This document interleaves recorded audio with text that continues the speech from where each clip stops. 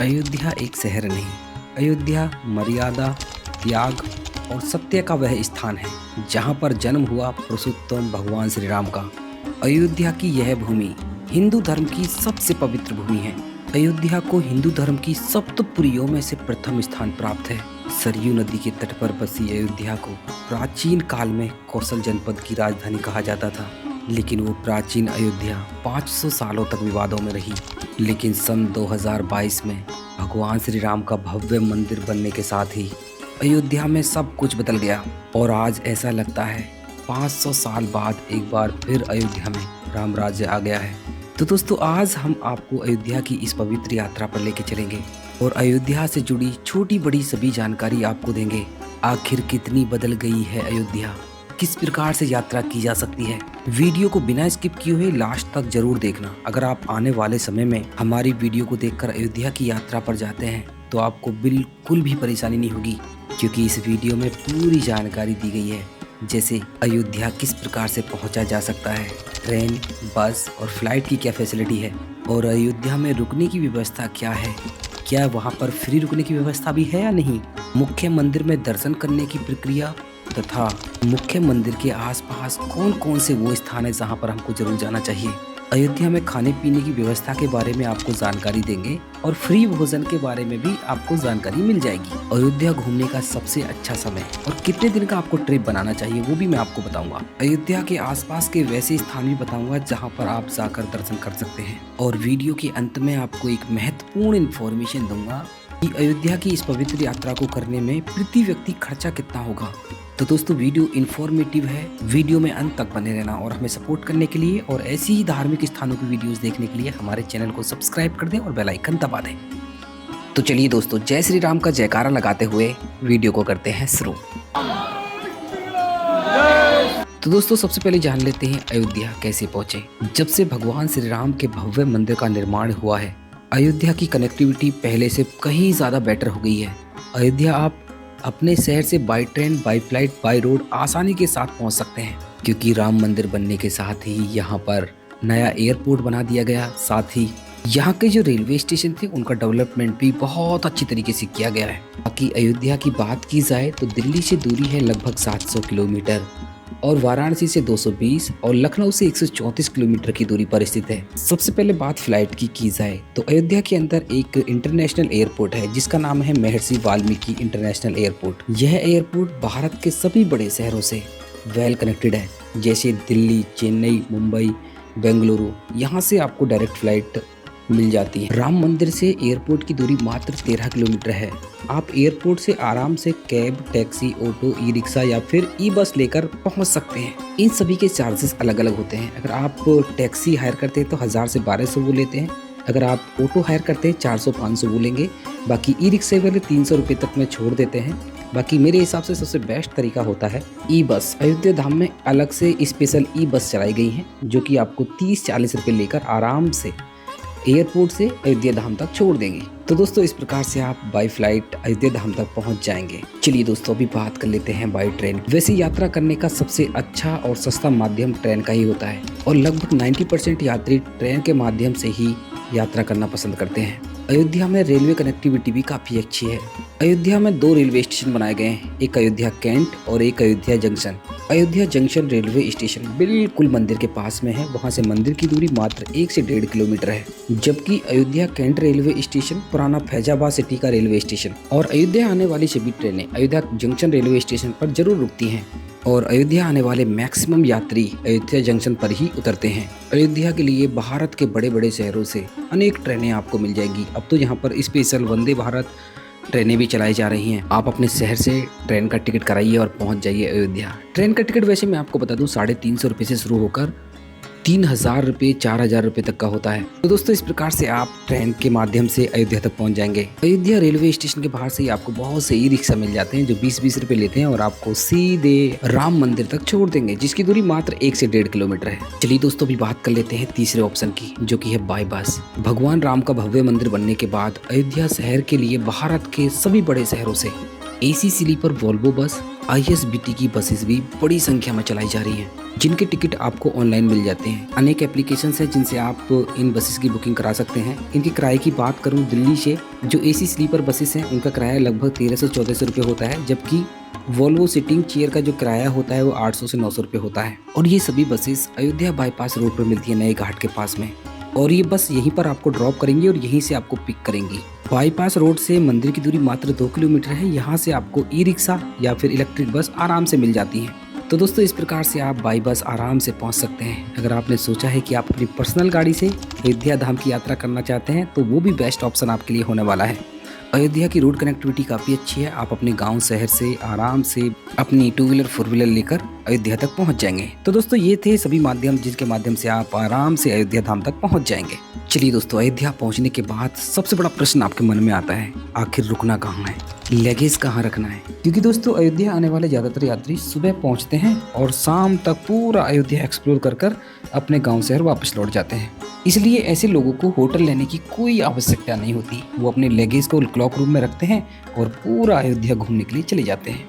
तो सबसे पहले क्लॉक रूम की बात कर ली जाए तो रेलवे स्टेशन के आसपास अनेक क्लॉक रूम बनाए गए हैं, जहां पर आप आराम से अपना एक्स्ट्रा सामान, एक्स्ट्रा लगेज रख सकते हैं। इनके चार्जेस भी एकदम से मिनिमम है। वैसे कुछ क्लॉक रूम बिरला धर्मशाला के सामने भी बनाए गए हैं, वहाँ पर भी आप ऑप्शन रख सकते हैं। चलिए दोस्तों, भी बात कर लेते हैं, अगर आप अयोध्या धाम आ रहे हैं, 1 रात 2 रात स्टे बनाना चाहते हैं तो कहाँ पर स्टे बनाया जाए। क्योंकि अयोध्या घूमने का सबसे अच्छा तरीका ये होता है कि आप एक दिन पहले आइए, 1 नाइट स्टे कीजिए, दूसरे दिन को भी घूमिए, फिर अगले दिन रात को अयोध्या से निकल जाइए।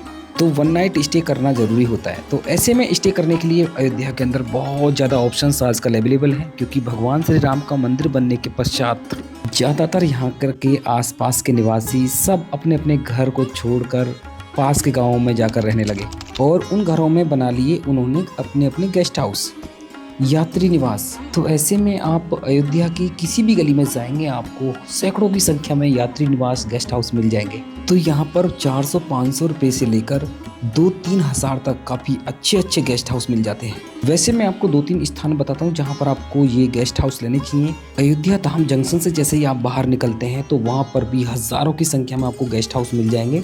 काफ़ी लड़के वहाँ पर खड़े रहते हैं जो अपने अपने गेस्ट हाउस में आपको लेकर जाएंगे। काफ़ी कंपटीशन का दौर है और यहाँ पर पीक सीजन में भी आपको आराम से 500-600 रुपये का डबल बेडरूम मिल जाता है। तो रेलवे स्टेशन के आसपास आप स्टे बना सकते हैं। वहाँ से वॉकिंग डिस्टेंस पर ही है भगवान श्री राम का मंदिर। हनुमानगढ़ी के आसपास भी काफ़ी होटल्स हैं, वहाँ भी ऑप्शन रख सकते हैं। नए घाट के आसपास भी काफ़ी ऑप्शंस हैं, वहाँ भी आप ऑप्शन रख सकते हैं। बाकी मैं आपको बता दूँ, आप अयोध्या कैंट के आसपास आप होटल ना लें, क्योंकि वहाँ से अयोध्या धाम की दूरी बहुत ज़्यादा पड़ जाती है। और एयरपोर्ट के आसपास भी होटल ना लें, वहाँ से भी आपको बड़ी परेशानी होगी। वैसे मैं आपको बता दूं, अगर आपके पास बजट की कोई कमी नहीं है, अगर आप एकदम से 4 स्टार 5 स्टार फैसिलिटी लेना चाहते हैं तो अयोध्या धाम के अंदर बड़े बड़े होटल भी बनाए गए हैं, जहाँ पर आप अपनी बुकिंग कराकर स्टे ले सकते हैं। तो दोस्तों, इस प्रकार से आप अयोध्या धाम के अंदर रुकने की व्यवस्था कर लेंगे। चलिए दोस्तों, भी बात कर लेते हैं आप अयोध्या को एक दिन में कैसे एक्सप्लोर करेंगे। वैसे ज्यादातर यात्री अयोध्या घूमने वाले सुबह आते हैं और शाम तक पूरी अयोध्या को एक्सप्लोर करके निकल जाते हैं। मैं भी आपको इस वीडियो में पूरा प्लान बताने वाला हूँ किस प्रकार से आप एक दिन में पूरा अयोध्या घूम लेंगे। अयोध्या घूमने की सबसे पहले जो शुरुआत होती है वो होती है नए घाट से। नए घाट पर हम पहुँच जाते हैं। ये सरयू का किनारा है। यहाँ पर आपको स्नान करने के लिए 2 ऑप्शन मिलते हैं, या तो आप सरयू नदी में स्नान कर लीजिए या फिर राम की पौड़ी पर जाकर स्नान कर लीजिए।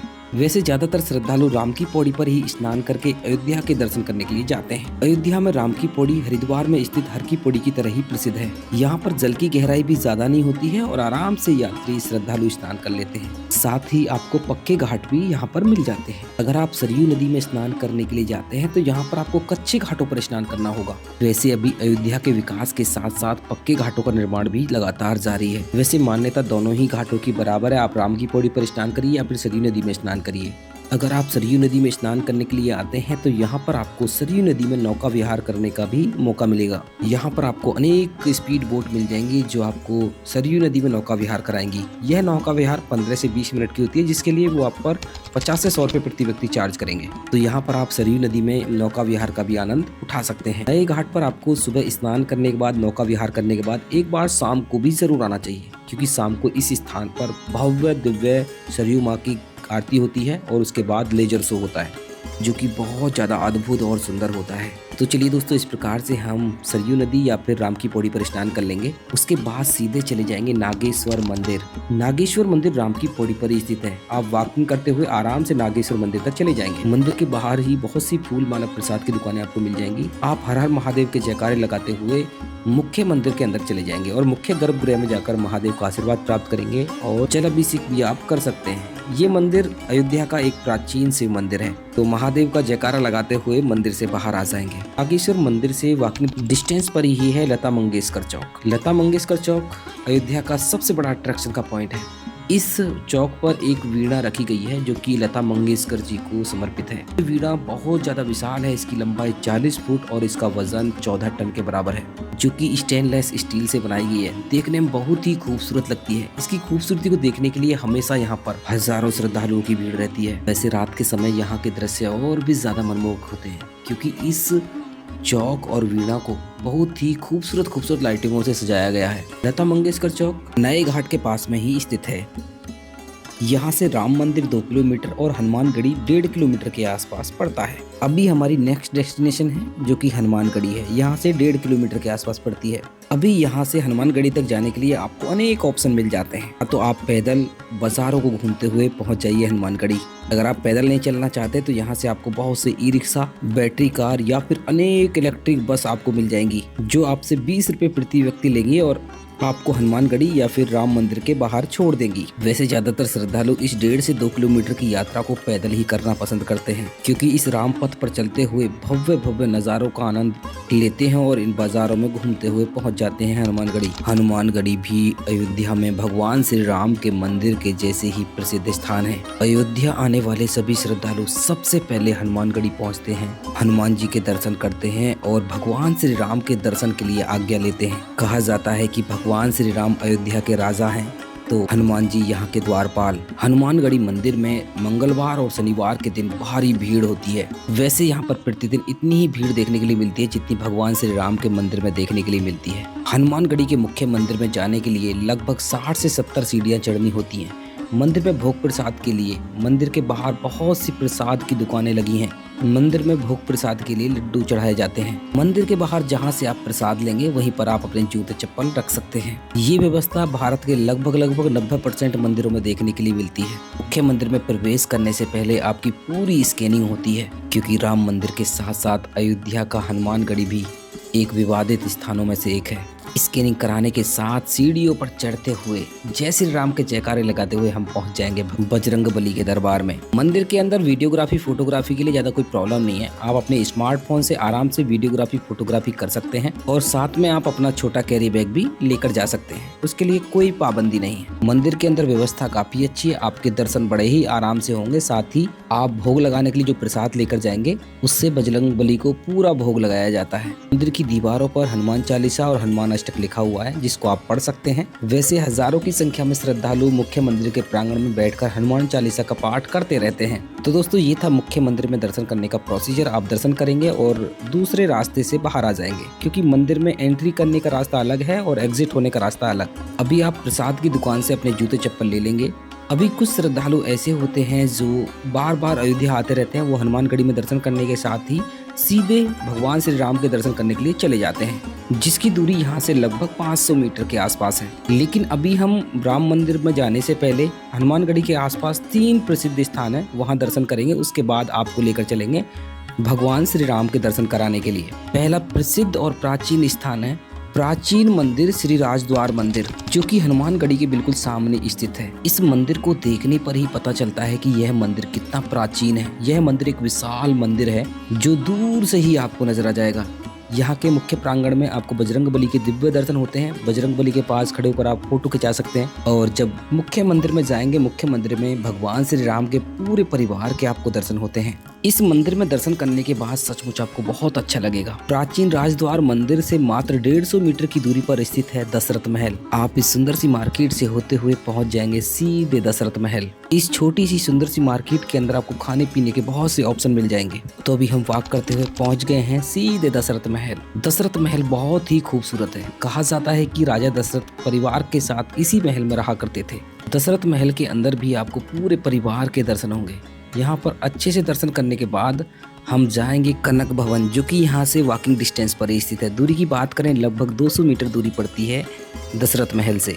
कनक भवन एक सुंदर सा महल है। जैसे कनक मतलब होता है सोना, यह महल भी एकदम से सोने की तरह चमकता है। पूरा भवन एकदम से पीले कलर में रंगा हुआ है। यह महल अत्यंत सुंदर है। कहा जाता है कि भगवान श्री राम माता सीता के साथ इसी स्थान पर रहा करते थे और यह भी मान्यता है कि 14 वर्षों के वनवास को पूरा होने के बाद जब भगवान श्री राम अयोध्या पहुंचे तो उन्होंने आगे का जीवन इसी स्थान पर बिताया। और इस कनक भवन के बारे में कहा जाता है कि कनक भवन को माता कैकेयी ने माता सीता को मुंह दिखाई में भेंट किया था। कनक भवन बहुत ही सुंदर बना हुआ है।